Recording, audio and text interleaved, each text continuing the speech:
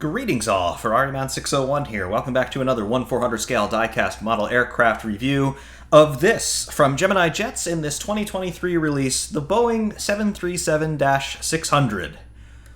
What is so special, pray tell, about the 737-600? Well, not all that much, really. There were only 69 of these produced. They didn't sell all that well because they're kind of quirky. They are a niche product, really. They don't have that great a range. They don't have that great of a passenger or cargo capacity.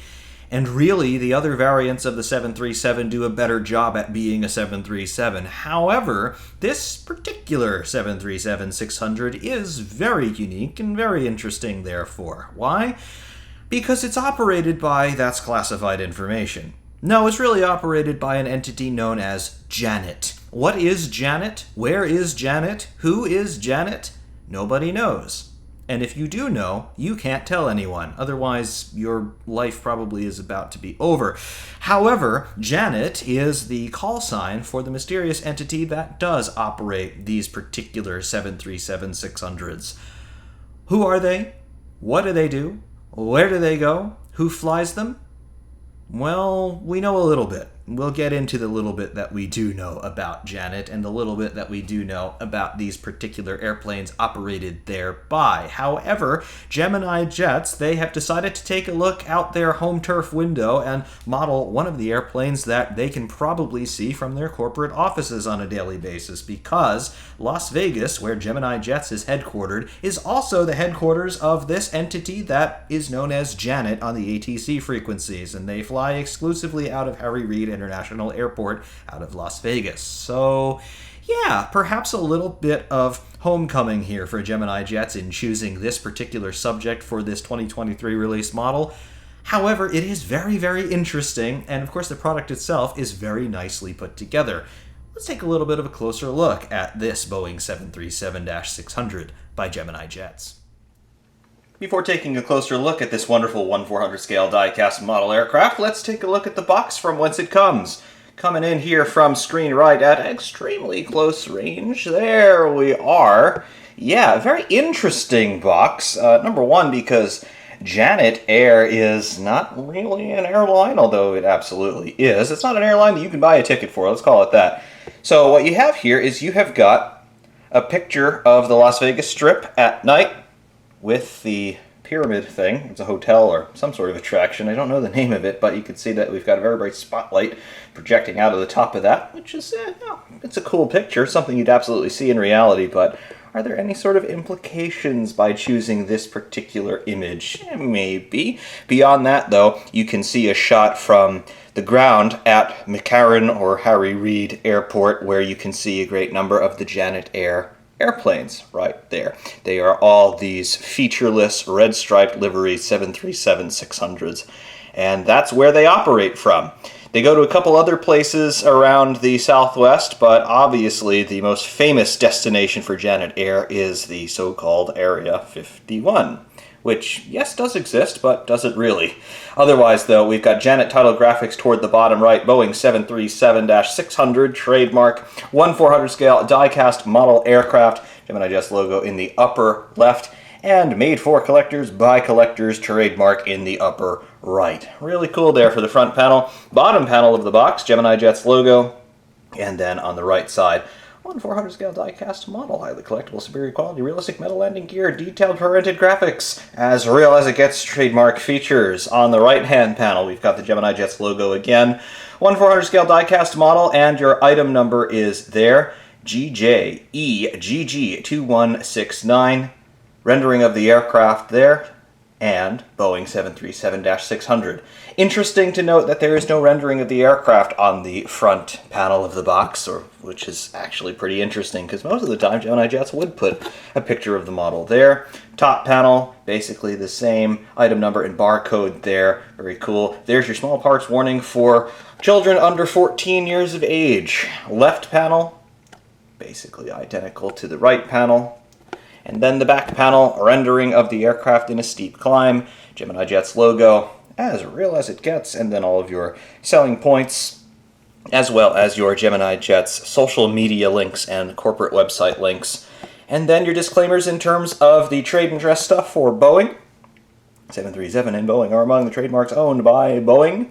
Cool stuff. There we go. Copyright 2023, Gemini Jets, Las Vegas, Nevada, USA. So actually, this is a home airline, more or less, for Gemini Jets, made in China with the recycle thingy. Very cool. Of course, we also do have the Look Inside tab on the front panel of the box. We flip that open and we see the void. And then, above that, we have got our write-up about the Boeing 737-600, although you'll see this really more or less pertains to the 737NG series on the whole, rather than just the Dash 600 specifically. However, this reads, in the early 1990s, Boeing worked on designing an aircraft that would replace older models of its popular 737 jetliner. On the 29th of June 1993, Boeing launched the 737-X program after receiving an order from Southwest Airlines for 63 copies. This program resulted in the 737 Next Generation, 737NG, family of aircraft, and would include 4 different variants, the Dash 600, 700, 800, and 900. The Next Generation 737s incorporate a larger wing, more powerful engines, and are capable of flying longer range routes with higher payloads than older 737 models. The 737-700 was the first variant to enter production, and the first delivery was made to Southwest Airlines in December 1997. On the 5th of September 1994, the Dash 800 was launched, and the first aircraft was delivered to Hapag-Lloyd of Germany in the spring of 1998. The Dash 800 is a longer version of the Dash 700 and can carry up to 189 passengers in a single class. SAS became the launch customer of the 737-600, the smallest of the Next Generation family, with seating of up to 110 to 132 passengers. The first aircraft was delivered to SAS in the third quarter of 1998. The 737-900 is the longest version of the 737NG family and was launched on the 10th of November 1997 with an order from Alaska Airlines. Boeing has also introduced the 737-900ER, which offers greater range with a higher payload capacity. Today, many of the next generation 737s incorporate blended winglets, which help to increase lift, reduce drag, and reduce fuel consumption and engine wear. A more enhanced winglet system has also been introduced, featuring a scimitar winglet along with a shorter below-wing winglet. Although the 737NG program has been Boeing's most successful airliner program ever, it is now being superseded by the even more improved 737 MAX family of aircraft. Are they really improved? Are they? Jury's out on that. Anyway, though, specifications on the 737-600. The livery here is Janet Air, quite obviously. The aircraft type specifically is the Boeing 737-66N. Serial number for this airframe was 29890. Line number was 1276. Registration here is November 273 Romeo Hotel. The engines are 2 CFM International CFM56 7B22s. First flight of this airframe was January 24th, 2003, and it was delivered to Janet Air on April 20th, 2019. Maximum takeoff weight for the Dash 600 is 144,500 pounds, the cruising speed is 520 miles per hour, and the range is 3,722 statute miles.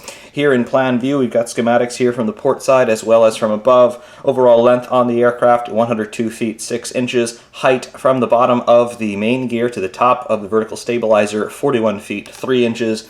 And then the wingspan here, 112 feet 7 inches. So, pretty interesting stuff here. And of course, when you take a look at the model in 1/400 scale, everything is shown well in proportion relative to what the real world specifications in terms of dimensions would be. So, cool stuff. Interesting box, I've got to say, because it does not have a rendering of the airplane on that front panel, but it does give you some information about the NG series of 737 in general, if not anything so much about the Dash 600 specifically.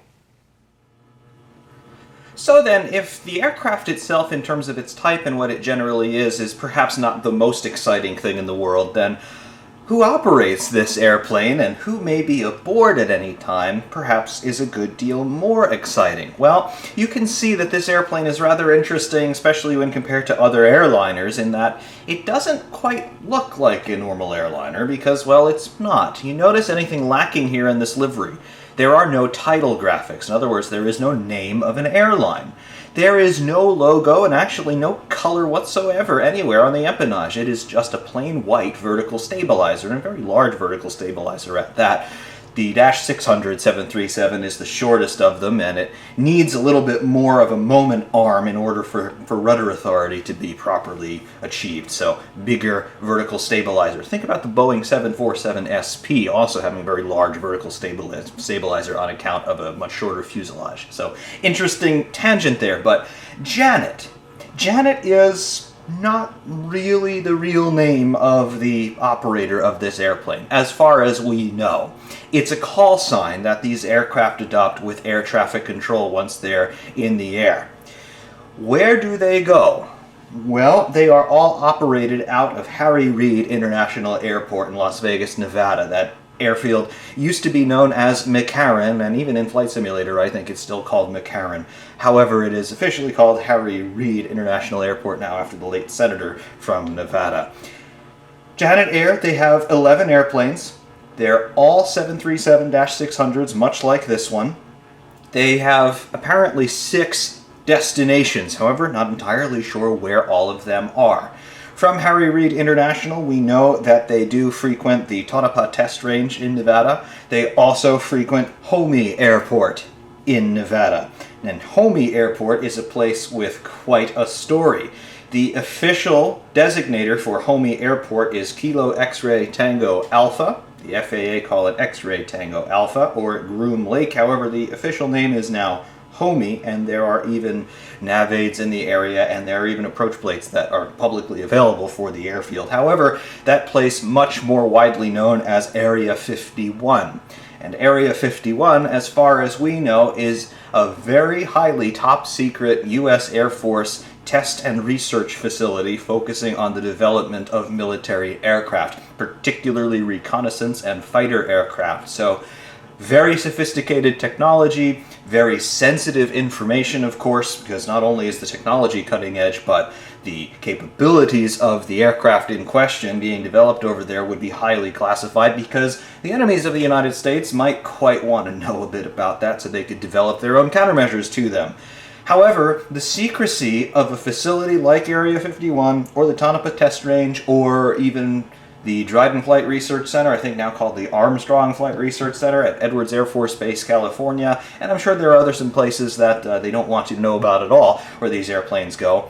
The security required for these facilities is such that it's not really practicable for roads to go in there, and that your base staff, in terms of your civilians who commute to and from work to these places every day, not really the best idea to have people taking their private cars in and out of the base, and who knows what else in and out of the base. So if you want to control access, and you don't want to have roads directly going into these facilities, what do?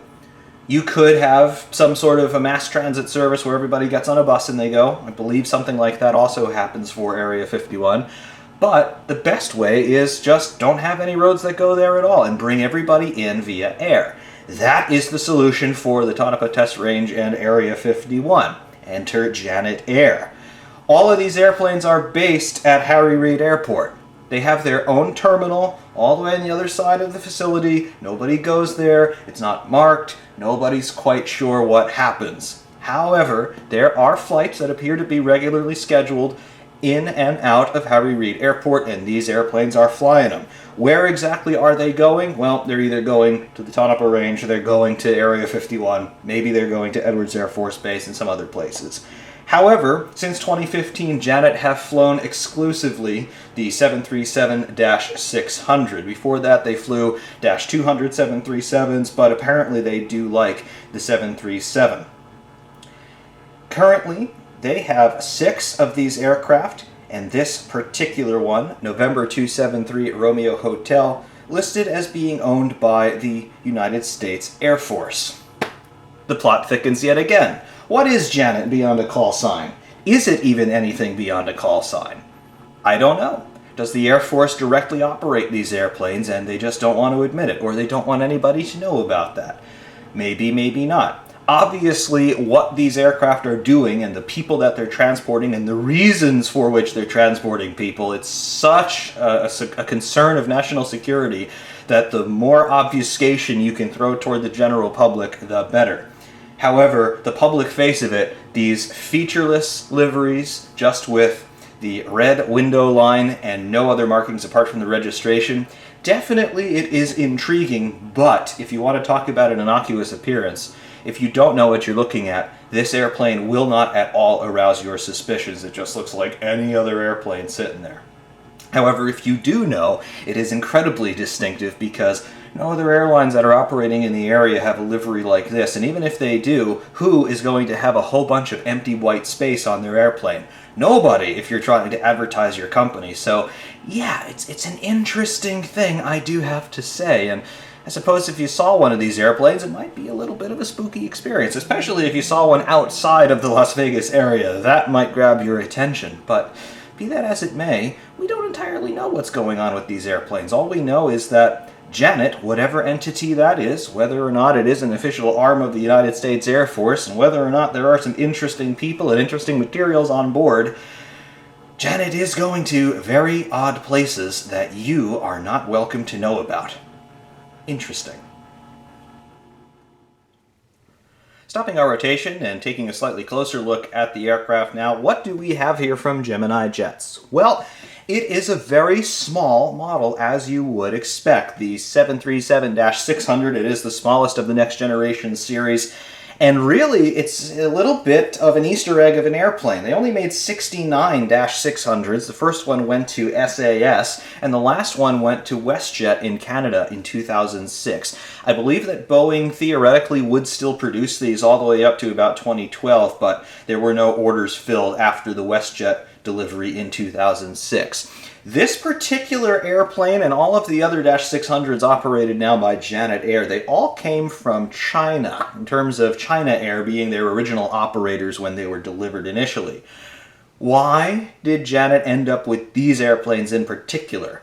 Nobody knows. Is there any particular correlation with the origin of these airplanes and now their current service? Nobody knows. Did they just get a good deal? And of course, the Air Force trying to give out contracts to the lowest bidder, hey, let's get these. Maybe. I would say that's most likely the simplest solution. Most likely is the most accurate one. But again, even the acquisition process for these airplanes would be classified information. So, interesting to see all of that. However, Gemini Jets, on this very small model in 1/400 scale, still, they give us absolutely fantastic detail, as we always have come to expect from these guys. And this being a 2023 release, it is among the newest availabilities from Gemini Jets.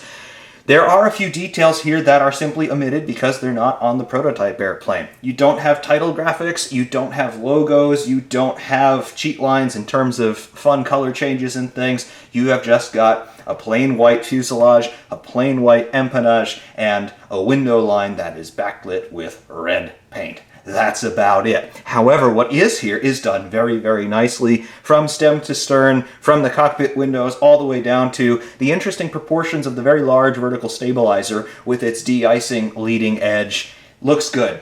Does look very good for what it is. A couple other details that we can see here. We do have two dorsal antennas over top of the airplane, aft and midships. That looks good. And beyond that, we have just got very nice printed graphics for our entry and exit doors. We have our R1, R2, which is really an emergency exit push-out panel, and our R3, or technically the R2 door, I suppose you would call that, because that center one is not really meant to be a normal use door. That's all nicely done with the printed graphics.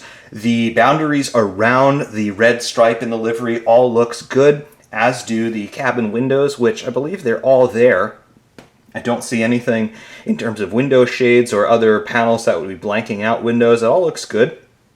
It very strongly suggests that you have a contiguous or nearly contiguous passenger cabin behind the cockpit. And really, these airplanes are not meant for long-haul flying. The overall maximum range of one of these airplanes is only about 3,700 statute miles. However, in practice, going from Harry Reid Airport in Las Vegas over to Area 51, they're in the air for less than 30 minutes. So, probably no in-flight movie.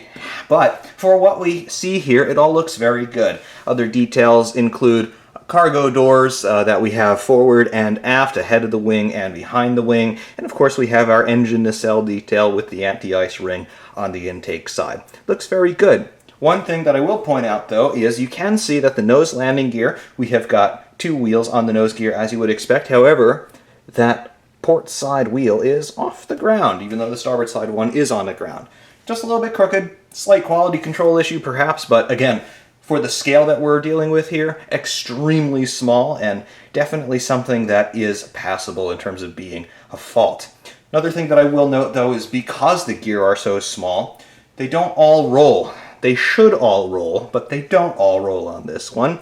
One of the mains does roll with no problem, but the other main is locked, as is the nose wheel. So, it doesn't quite roll that well, but do you really take these out of the box just to roll them around? No, not really. They're pretty static displays, and this does that absolutely wonderfully.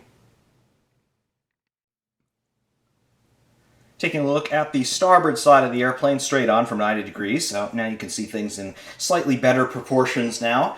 The little fault on the nose gear is no longer really apparent from this angle, and I suppose that's all well enough. It looks absolutely fine. You can see the fore and aft below deck cargo doors now in a bit more clear detail. Here's the forward one, and then behind the wing we have got the aft one right there. Looks good to me. Also seeing very good engine clearance on this model as well.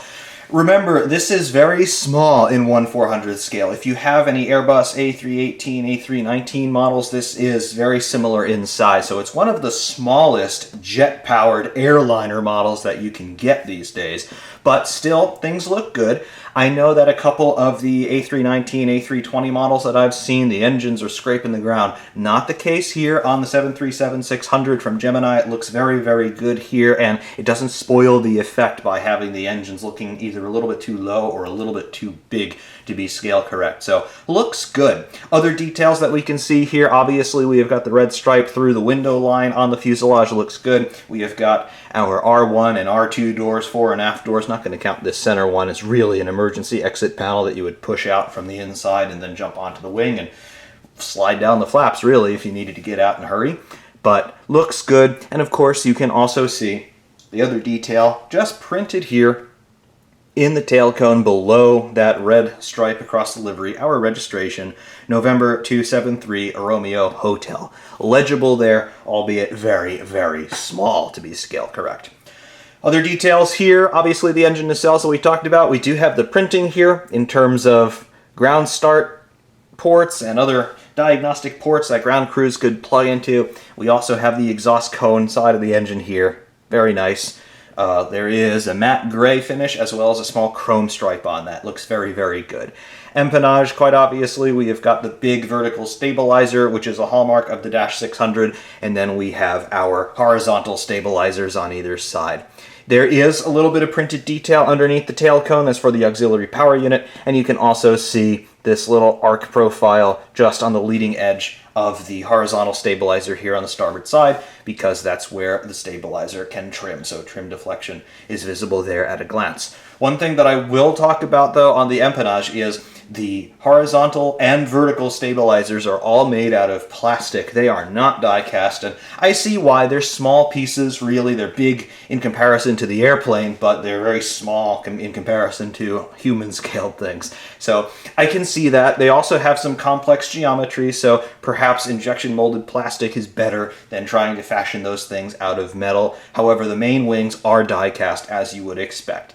Do you really notice the difference in terms of the materials? No, not really. They feel a little bit different. This particular model, I tend to pick it up by the vertical stabilizer, and I notice it that way, but really it's okay. There is a little bit of flex, particularly in the horizontal stabilizer, so do be careful, but I don't think you're really going to break them, especially if you're used to handling these models anyway. Just always handle them with care anyway, and you'll be okay.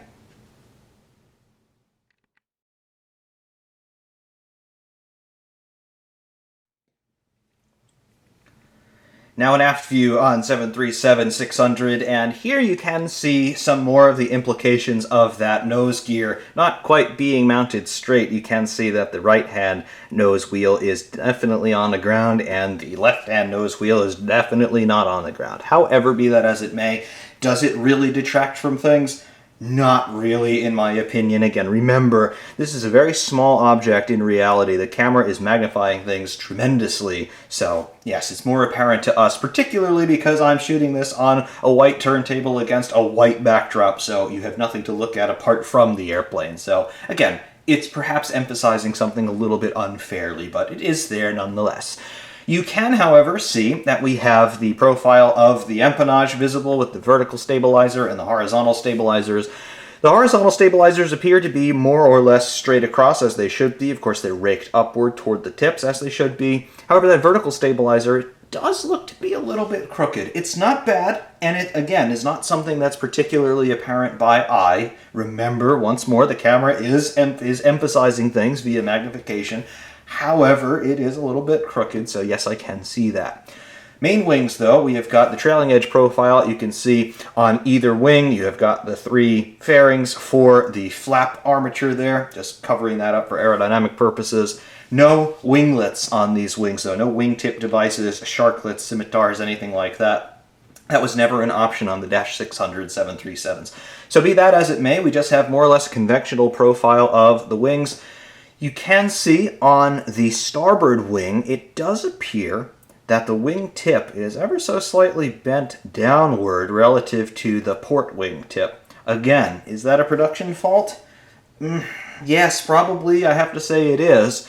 Not something really, once again, that is apparent to the naked eye, but here on camera you do definitely notice that, and yeah, it is what it is. Again, this is a very small piece, and I understand that the finishing work, particularly on a component like the wings, is largely done by hand even now, so I can see how somebody who probably put together over 100 of these so far today could overlook something like that. So again, I can give it a pass because it's a smaller model, and again, unless you're really looking at it with a critical eye like we are now, you're not even going to notice that, but it is there.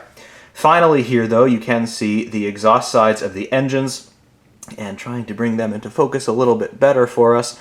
Good detail. Quite obviously, these are very small objects in reality, so we're not going to be seeing things like visible bypass or anything like that. But for what is here, they do look good. There is a definite exhaust cone in those engines, and for the most part, everything appears as it should. You can see the pylons linking the nacelles to the lower side of the wings. All looks good. Finally, in the tail cone section, we can see that we've got a little fairing here for our rear nav light, our beacon, and we also have an APU exhaust separately applied with, quite obviously, you can see that there is a hole there showing the actual exhaust outlet pipe. Looks very good.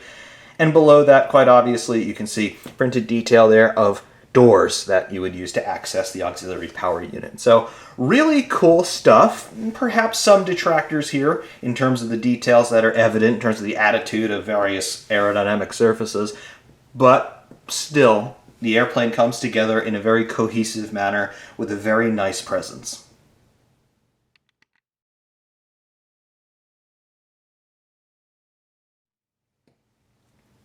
Now from the port side of 737-600, what do we see here that we didn't see on the starboard side? Well, not a whole lot more. You will notice that we do not have cargo doors visible here on the port side. Those are starboard side only. Otherwise, the other details that we see here are more or less mirrored from the starboard side. So interesting. We do have our L1 and L2 doors here, along with that emergency exit over the wing right there, in addition to static ports and pitot tubes and other things like that that you would expect. Also, you can see that we have got this red line detail that is coming down vertically from just aft and below of the L1 door. That is the thou shalt not cross line when the engines are running, because then you risk being ingested into the running engines, and you don't want to do that. Also visible here, in addition to the other things that we mentioned, in terms of the dorsal antennas and other things. Great detailing visible here on the port engine nacelle. Looks good.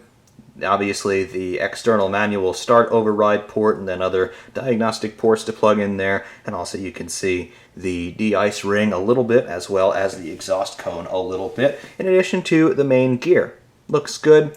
From this angle, even though the nose gear is not totally on the ground, at least the left side wheel is not on the ground, from this angle it doesn't look all that bad. It almost looks worse from the other side, which is an interesting proportion. But regardless, that's what you've got, and it all looks very cohesive. Also on this side, registration also visible there below the red line. Very, very cool stuff.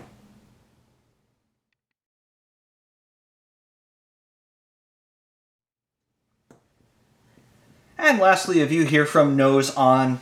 Everything still looking pretty good. I will say the biggest thing that I notice visually here, though, is just how uneven that front axle is in terms of the nose gear. It is just a little bit askew, and from here you definitely notice it more than from the other angles, in my opinion. But it's there, and be that as it may, I suppose it still doesn't look all that bad, all things considered. Beyond that, good look at the front ends of the engines and their nacelles. You can see that we have got, from this angle, perhaps we can get some light in there, maybe you can just see some of the fan blade detail. There are hubs and blades that are modeled in there. Obviously, nothing spins inside these. These are very small inlets. However, the detailing is there, and you definitely know that you're looking toward the intake side of a gas turbine engine. So that's cool. Good job there for doing the best you can, Gemini.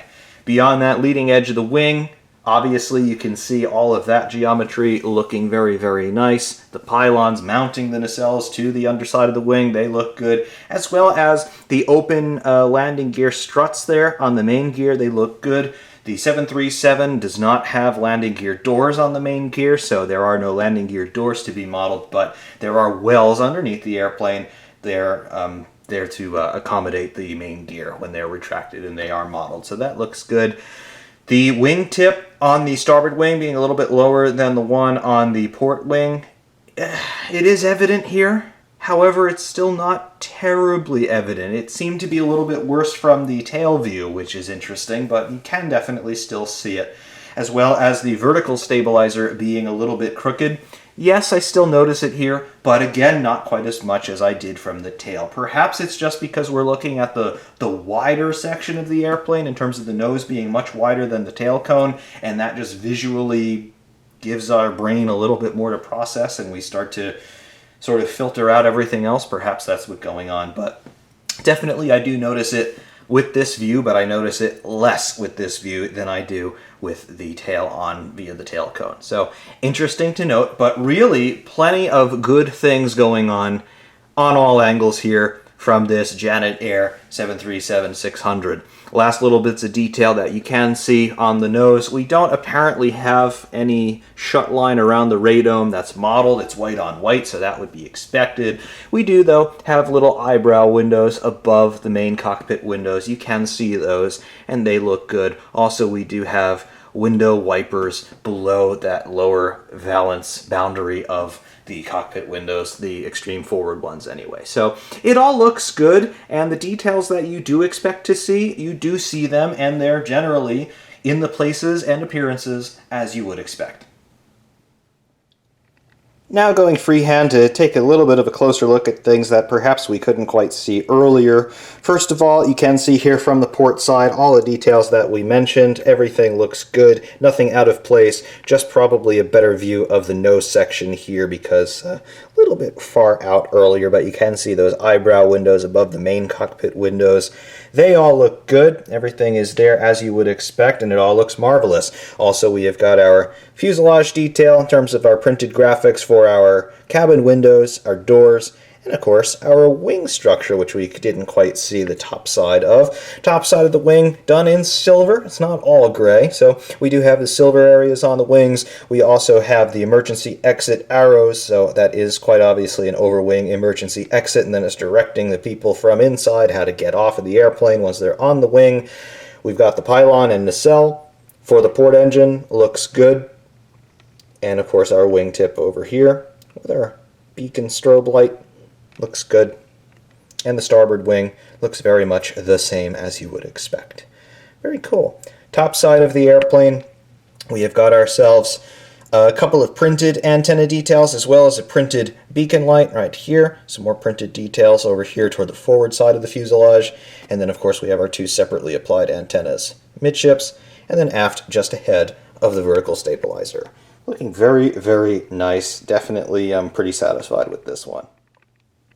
And finally, looking here from the starboard side view, but above, and basically all the same details that we just saw, we can see here, just mirrored here, from this angle. But really, it is a very nice piece, I've got to say. I do like its presence, even though it is very diminutive in terms of its overall size. It does look the part. It looks like a Janet plane, because, well, it is supposed to be a Janet plane. And definitely, I think that this one would really come into its own if you have a display option where you're creating a diorama of sorts. So in other words, I know a lot of people, they have their scale airports that they like to put together to integrate their models in a more believable setting. If you are somebody who is doing an airport in 1/400 scale, and perhaps you already have your share of military aircraft or Air Force transports, for example, something like this would fit in quite well. Just have it sit out there all by its lonesome on the other side of the airfield where nobody else is, and then just sort of make up your story in terms of, oh yeah, Janet's here. We can't talk about them. They're over there. So yeah, I think that's where a model like this is really habile in terms of who might really want this one. Otherwise, it's a little bit of a non-starter in terms of being able to tell people about it, because basically everything we know about the operator of this aircraft is speculation. Nobody will go on record talking about what its actual purpose is and where it goes and who it transports and why. So really, it's a kind of model that allows your imagination to run wild. We have a little bit of information, but everything else, you're just going to have to surmise for yourself, and maybe you're right, maybe you're not. Will you ever find out? Nope. So there it was, rendered in 1/400 scale by Gemini Jets, the Boeing 737-600, liveried for Janet, whatever Janet might be. Yes, we were able to go into a little bit of detail in terms of the very little information that we do know about whatever entity goes by Janet on the radio.